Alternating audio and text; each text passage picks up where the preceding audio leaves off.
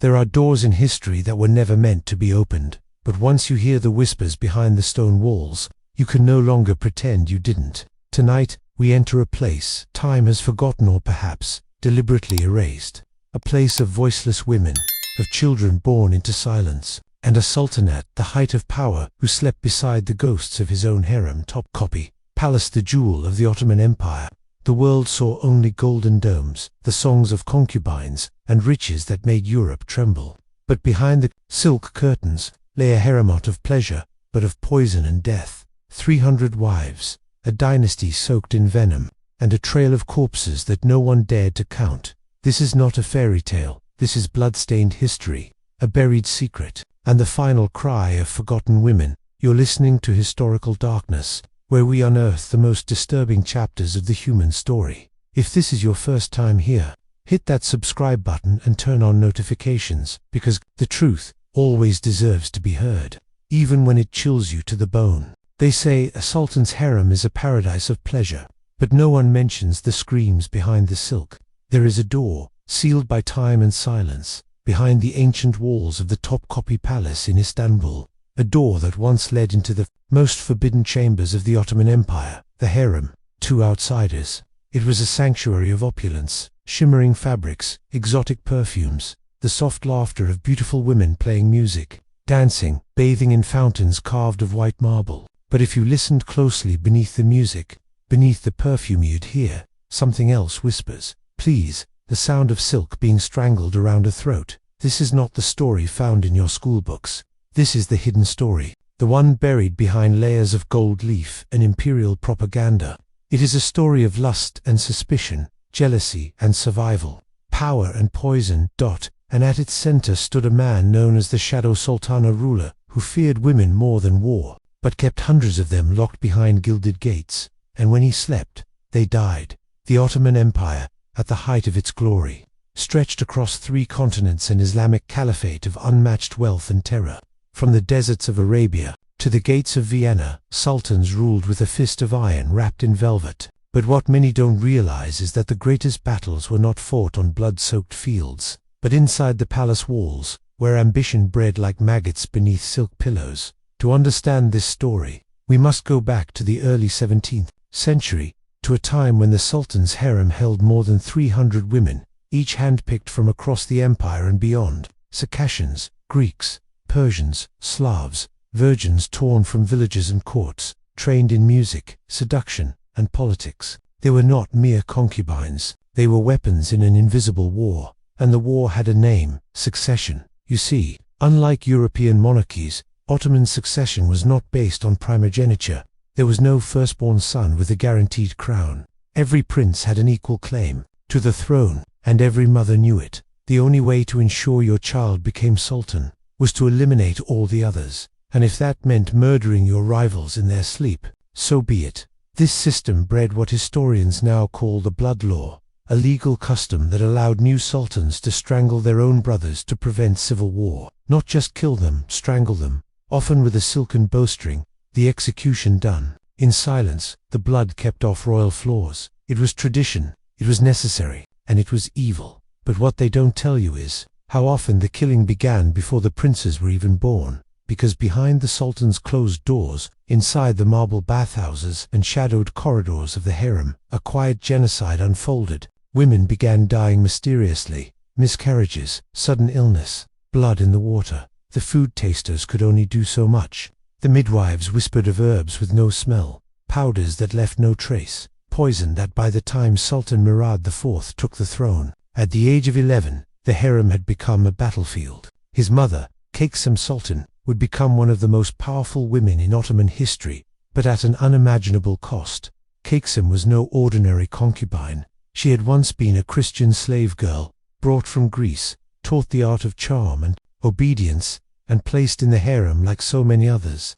But she had something more, a mind sharpened by survival. She quickly rose through the ranks, gaining the favor of Sultan Ahmed I and bearing him several sons.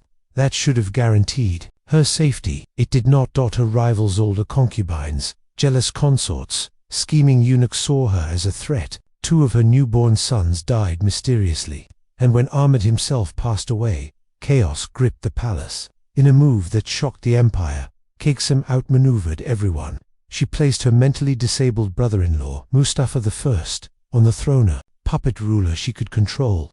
It was the first time in Ottoman history that a woman effectively ruled the empire from behind the veil. But power breeds paranoia, and paranoia turns women into monsters. As she aged, Kayksem began to do what had once been done to her. Whispers emerged that she was ordering the deaths of rival concubines, that she used poison imported from Venice, that babies were smothered in their cribs before they could threaten her sons' futures. It wasn't vengeance, it was survival. And survival in the harem was always painted red. But Kayksem wasn't the only person. Historians now believe that over 24 women were killed during a 6-year period, quietly, efficiently. Some drowned in the bathhouse, others found dead in their chambers. A few simply disappeared, their names never recorded. Only the eunuchs knew the truth, and they took their secrets to the grave. And yet, the bloodline survived. Murad IV, her son, became Sultan. And he brought with him a cruelty that stunned even the Janissaries. He banned alcohol and tobacco, then tortured violators to death. He executed poets, mutilated lovers, and once personally beheaded a man during a drinking binge. Was this the product of power, or the echo of a poisoned womb? What happened behind those velvet curtains? No one can say for sure, but the records that remain are clear. Women were dying in the harem, and no one outside dared to ask why. Because to do so meant questioning the Sultan, and questioning the Sultan meant joining the corpses beneath the marble floor. But one thing is certain: for every child born in the harem, there were 3 who never made it past infancy, and for every queen who wore the crown of valid Sultan, there were 10 who were buried in silence, their names erased, their crimes forgotten. This is only the beginning. In part 2, we will walk through the blood-soaked halls of the Topkapi Palace, explore the psychology of Ottoman succession, and discover how a secret war between mothers shaped the fate of an empire. But remember this as you drift off. Tonight, not every poison leaves a trace, and not every murder needs a knife. Sometimes, the deadliest weapon is a mother's kiss. To be born a prince in the Ottoman Empire was not a gift, it was a death sentence waiting to be signed.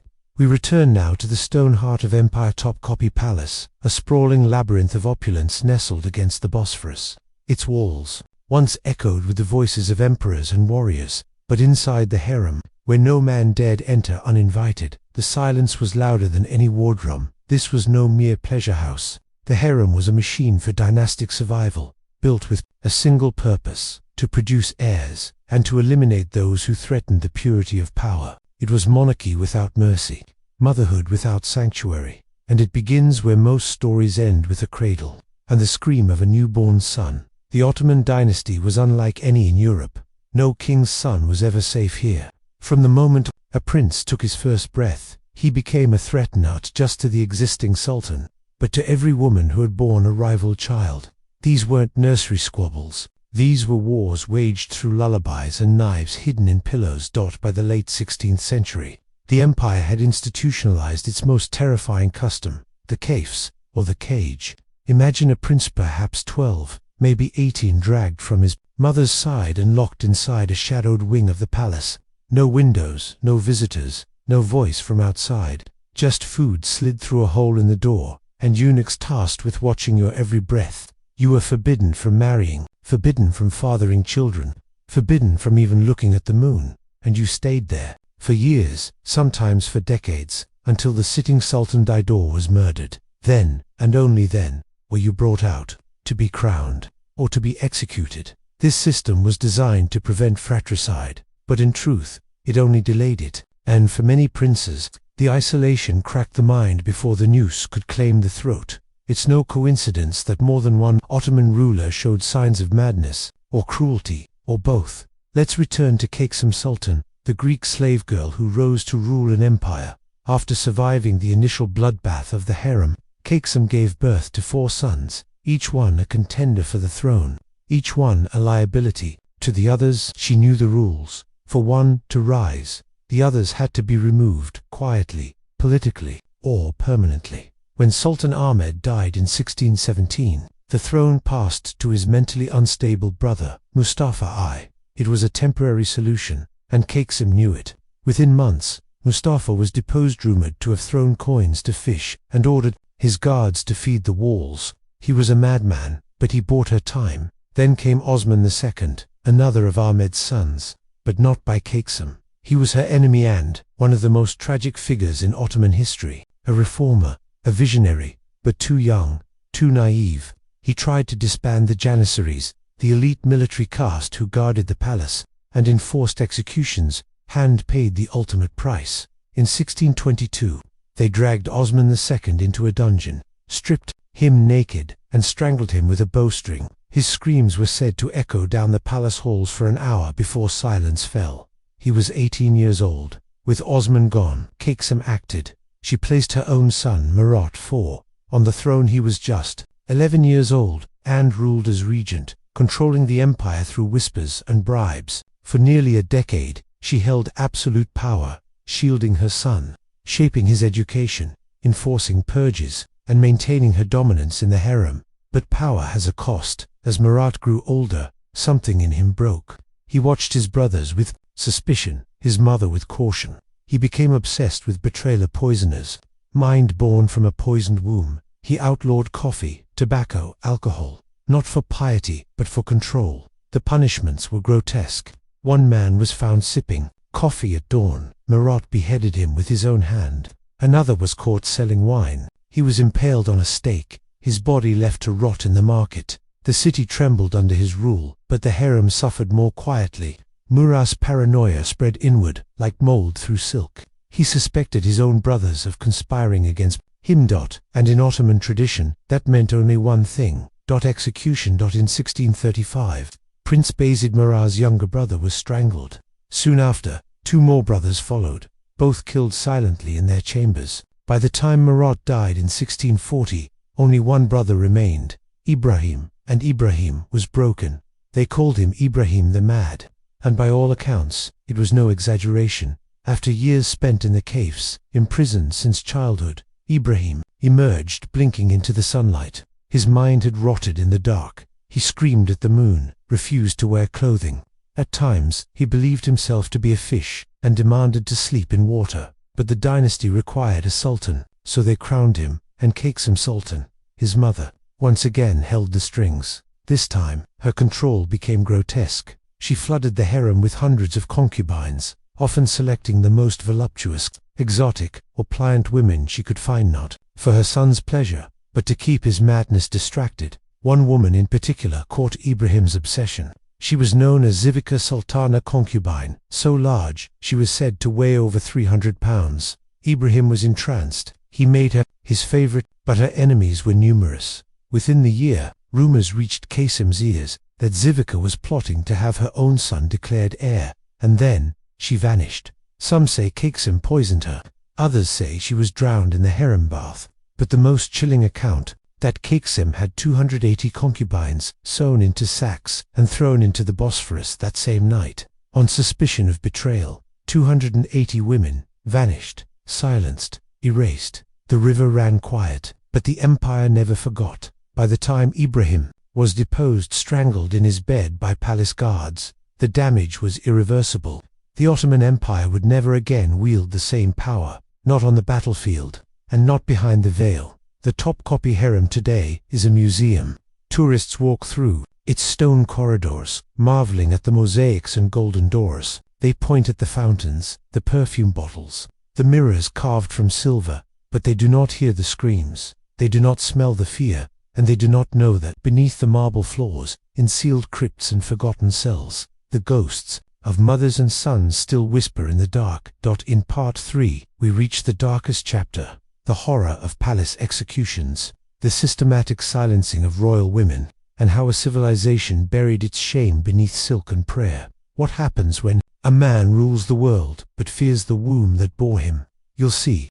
Power in the Ottoman Empire was not passed down, it was ripped from the hands of brothers, soaked in blood, and washed in silence. You've seen the velvet halls, you've heard the whispers of the harem, but what lies beneath is something far darker. Beneath the Topkapi Palace, beneath the peacock throne, beneath the tapestries and the perfumed chambers, there is a small room. Stone walls, no windows, just a thick wooden door with iron bolts. and the smell of death baked into the floor. This was the execution chamber, the final destination for countless Ottoman princes, and their mothers knew it. Bowstring or bastard, it was not enough to be born royal in the Ottoman Empire. You had to be the only one.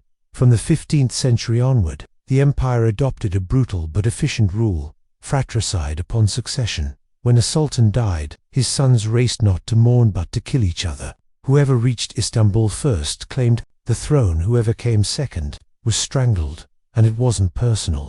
It was law, codified by Mehmet the Conqueror in 1477. Whichever of my sons inherits the throne, it is proper for him to kill his brothers. This is the rule of the state. Imagine being a mother in the harem. You've carried your child through 10 months of agony. You've nursed him, sung to him, watched him learn to walk, and now you pray every day that he kills his brothers before they kill him. Mothers were no longer caretakers, they were political agents, and many became monsters. The eunuchs of death in the Ottoman court. Executions were not carried out by soldiers. They were performed by a select class of eunuchs, known as the bostank, gardeners in name, but executioners in function. These men were trained from youth, castrated, obedient, silent. They never saw the sun without permission. Their job, to maintain the palace grounds, and to strangle princes.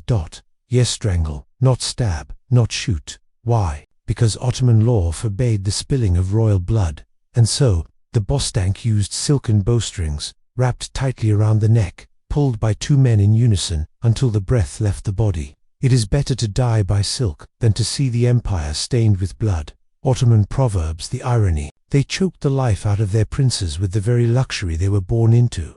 The mothers who ordered the murders. We often imagine these women, the sultan's concubines, as passive, veiled figures. But in truth, some were the most feared political players in the empire. Take Kaiksem Sultanius, the slave girl who rose to become regent. She was revered, she was loved, and she was feared. After her son, Ibrahim, the Mad, was executed. His infant son, Mehmed IV, took the throne. He was only 6 years old. Kaiksem returned to power as valid sultan, but now she had competition. Turhan Sultan, the boy's birth mother. Kaiksem plotted to kill Turhan and place another grandson on the throne, a weaker one she could control. But Turhan discovered the plot, and in 1651, as Kaiksem slept in her palace chamber, a group of eunuchs stormed in and strangled her with her own curtain cord. The woman who once ruled the empire died gasping in the dark, her power undone by another woman playing the same game. This was the harem war, a chessboard of wombs and blades, 280 bodies in the Bosphorus. The bloodline purge. Let's return to Ibrahim the Mad for one last horror. Before he was executed, before his mind unraveled entirely, he made one final decree. A suspicion whispered to him by a jealous concubine. The other women in your harem, they mock you, they plot against you, they poisoned your food and wish your sons dead. Enraged, paranoid, and manipulated, Ibrahim ordered a purge. That night, his guards entered the harem. The concubines, nearly 300 of them, were rounded up, bound in sacks, and carried to the water's edge. One by one, they were thrown into the Bosphorus, their screams muffled by cloth and waves. Only one survived, a concubine named Hattis, who clung to driftwood and washed up on shore 2 days later. She lived long enough to tell the tale, and then she disappeared. To this day, Istanbul fishermen speak of the ghost women of the water. They say when the fog rolls in over the Bosphorus, you can hear muffled cries beneath the tide. A throne built on corpses. By the 18th century, the Ottomans slowly phased out the practice of fratricide, replacing it with permanent imprisonment in the kafes, or royal cage. It was more humane, but only just. Princes went mad. Power-hungry mothers still fought in secret. The harem became more ritual than reign, but the legacy remains. Topkapi Palace stands as a monument, not just to power but to paranoia, obsession, and the terror of bloodlines. They say it was the greatest empire in history, but behind the throne, in the shadows of silk and silence, lay the true empire, a world where mothers murdered, sons strangled, and power meant death, even in the cradle. Closing huge. At the next time you hear someone romanticize the golden age of empires, ask them, do you know how many children had to die for one man to wear a crown? Because beneath every royal jewel is a forgotten grave, and behind every throne, a body still warm. History remembers kings by their crowns, but their ghosts remember the screams. When the silk cords were pulled taut and the bodies floated down the Bosphorus, the palace didn't fall silent. It sank into a deeper kind of noise, the hollow echo of footsteps where princes once laughed, the soft moan of wind through corridors heavy with secrets, and within the gilded walls of Topkapi, the women who survived, the mothers, the widows, the concubines, endured. But they did not forget the cage of the living dead. When Sultan Ahmed I died in 1617, the empire faced a dilemma. His sons were too young to rule. Killing all his brothers was impractical. There were too many, and so a new tradition emerged. More humane, some said, but in truth, it was psychological torture in velvet. Welcome to the Caves, the gilded cage. It was a private section of the palace where potential heirs to the throne, mostly princes, were imprisoned for life. They weren't tortured, beaten, or starved. They were fed, clothed, entertained, but they were not allowed to speak freely, leave, or love. No wives, no children, no light of day. Just waiting. Endlessly. Some waited 30, even 40 years, slowly unraveling into madness. Others died silently in the shadows, unburied names, lost in empire records, and some were dragged from the cage one day, crowned Sultan the next, and expected to rule. One man entered the caves at age 7. He emerged as Sultan at age 45, his mind utterly broken.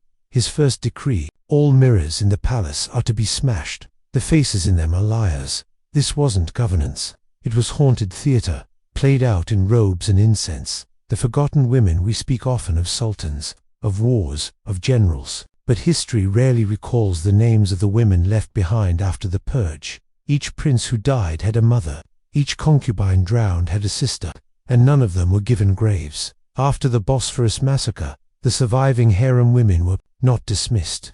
No, they were locked away. The inner court became a kind of living crypto-museum of those who knew too much. They were forbidden to speak of what happened. Their children, if they had any, were removed. Some were forced into silence so long that they forgot their native languages, speaking only in low whispers, fearful even of walls. One woman was discovered years later, locked in a shuttered chamber, still dressing every morning, waiting for a sultan who had long been dead. When asked her name, she replied, "I had a name once, but they took it with his body." The shadow ruled, but not all women broke. Some rose from the ashes of blood. After Kaksum Sultan's murder and Turhan's triumph, a strange new power dynamic took hold. A generation of women who had seen death, survived fratricide, and understood the machinery of empire began to control it from behind the curtain. This was the age of the Harem Regency. From the mid-17th to early 18th century, the empire was often ruled, unofficially, by the valid Sultan, the Queen Mother. She had no army, no scepter, but she controlled the Sultan like a puppet, often a son, nephew, or mentally unfit heir. She chose which concubines entered the bedchamber. She selected the Grand Vizier. She read the foreign correspondence. When European ambassadors visited the empire, they sometimes didn't meet the Sultan. They were received by her. And yet her name was rarely recorded. Her orders were whispered, not written. She ruled the greatest Muslim empire on earth, and history calls her a woman of the inner court. Bloodlines rot in silence. The empire, though still vast and feared, began to decay from within. The trauma of centuries of fratricide, cage imprisonment, and poisoned harems left scars in the bloodline. Later sultans were mentally unstable, indecisive, or isolated. Some had never commanded an army. Others had never even left the palace grounds. Their mothers, having witnessed the violence that brought them to power, grew overprotective, paranoid, emotionally broken. One sultan, it was said, could not sleep unless his mother sang to him, even in his 40s. Another refused to see women ever again, convinced they were all assassins in disguise. Diplomatic visitors described these rulers as childmen in golden cages, their faces pale from years without sunlight. The once fearsome Ottoman Empire began to lose wars it once would have crushed. Provinces rebelled. Corruption flourished, but no one in the palace dared to say why, because to say it was to accuse the dynasty itself, and that could still get you strangled. A legacy of silence that Ottomans lasted until the early 20th century. Over 600 years, 36 sultans, more than 30,000 concubines passed through the harem. But what remains of their stories? scattered diaries, torn portraits, a silk cord in a museum in Vienna, labeled only as execution instrument, Turkish. Topkapi Palace is now open to the public. Tourists walk the gardens. They marvel at the jewels, but few stop to ask what happened in the basement chambers, or in the locked rooms where women waited for children who never came back. The empire is gone, but the silence it taught, the learned helplessness, the buried voices still lingers in the air. Some say if you stand in the harem on a windless night, you can hear the faint rustle of silk skirts, and the sob of a mother watching her son disappear behind a velvet curtain. Transition to next part, but time has a strange way of unearthing secrets, and science, unlike power, does not forget, because centuries later, bones have been found, letters unearthed, DNA tested, and what we now know about those women, those children, those vanished lines, is even more disturbing than the legends. In Part 5, we'll open the tombs, read the forbidden letters, and uncover what modern science has revealed about the empire that tried so hard to bury its past. But for now, remember, empires do not crumble from without, they rot from within, and it all began in the cradle, with a lullaby and a whisper: you must kill, or be killed. Time erodes stone, but blood remembers. Centuries after the screams died and the silk cords fell still, the empire they served became dust. The mosques remain, the palaces gleam, but beneath the marble lies a truth that can't be gilded. This is the chapter where science speaks, and what it says is chilling, because the stories we thought were legends, they were real. The bones in the well in 1912, an excavation beneath the old imperial complex in Istanbul, revealed a forgotten cistern. Inside it were bones, hundreds of them, mostly female, some shockingly young. No coffins, no tombs, no markers. For decades, historians debated their origin. Were they plague victims, servants, prisoners of war? But in 2006, advances in forensic DNA analysis allowed researchers to test a sample of the remains. The result: all were genetically related, many were mother and child, and several bore traces of arsenic and mercury, substances used in slow, undetectable poisonings. They weren't plague victims. They were concubines, women from the harem, silenced not just in life, but in burial. One skeleton had signs of strangulation, her hyoid bone crushed but carefully reset, as if to mask the cause of death. Why reset a broken throat? Because the empire wanted to erase the crime, even from the bones. The inbred empire, the Ottoman dynasty, was enormous, but their bloodlines were not. The system of fratricide, imprisonment, and controlled breeding created what scientists now call genetic bottlenecking, the same phenomenon seen in endangered animals or royal families like the Habsburgs. But modern genetic studies of surviving descendants reveal high rates of schizophrenia and bipolar disorder, congenital disorders, a decline in testosterone markers, suggesting generational hormonal imbalances. A 2011 comparative DNA study found that Ottoman sultans, post-1700, shared more than 85% of their genetic markers, a level of closeness typically seen in first cousins. It's no surprise then that multiple sultans exhibited signs of delusional thinking, impotence, and violent mood swings. One sultan believed his pillows were spies. Another refused to bathe for 14 years. When asked why, he replied, "Water speaks, and I no longer trust it." This wasn't eccentricity. This was the slow decay of royal DNA, poisoned by centuries of forced isolation and blood purity. Obsession. The silent letters. In 2018, while digitizing the Ottoman archives, a team of Turkish and French historians uncovered a chest misfiled for nearly 300 years. Inside, over 500 letters, all written in the same delicate hand. The author, a concubine named Haradil, once a favored companion of Sultan Mahmudai. Her letters were never sent. She wrote to a daughter who had been taken from her at birth, raised under a false name, and eventually sent to marry a provincial governor. She never saw her again. In one letter, dated 1746, she wrote, "If you feel sadness you cannot name, it is mine. I sent it to you with my blood." Another reads, "They dress us in silk, but strip us of time. I no longer remember the sound of my voice." The final letter was never finished. A single line, ending in a smear of ink. They have come. For what makes this even more tragic is that her daughter died in childbirth at age 16.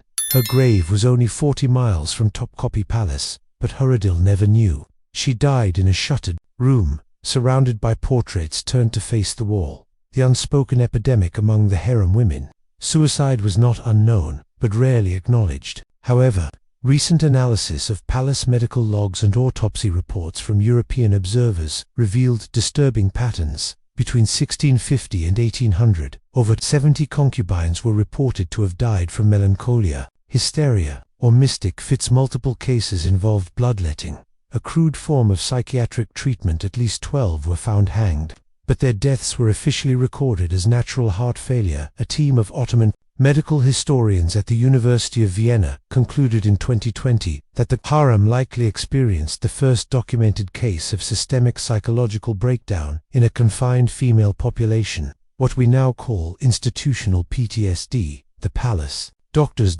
unaware of mental health as we know it, treated these symptoms with opium, cold baths, and prayer rituals. None worked, because you cannot cure grief with incense. The sound that remains today. Topkapi Palace is one of Turkey's most visited tourist sites. The harem is roped off for guided tours. Visitors admire the tiled walls, the stained glass, the secret passageways, but some say if you pause in the chamber of the chief consort, you can hear something, a faint, rhythmic creak, like the sound of a crib being rocked. There is no crib, just a centuries-old groove in the floor, where a woman once paced in silence, waiting for her child to be returned. It never was. And so she walked, and so she walked. Until the day they stopped bringing her food. Why does this matter now? Because we like to think history has passed, that its crimes are buried. But the Ottoman harem was not a myth. It was a system engineered by politics, protected by silence, and washed clean by time.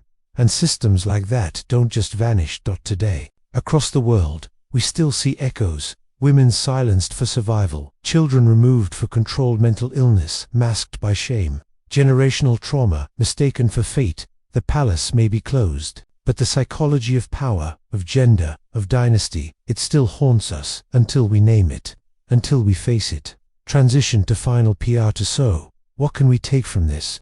What do we do with centuries of blood, velvet, and silence? In part 6, we close. The circle will return to where we began, with a trail of corpses and 300 wives, and ask the question no sultan dared to ask: was it worth it? And in that answer, maybe we'll find something more valuable than gold. Memory. What is a kingdom if the hearts inside it beat alone?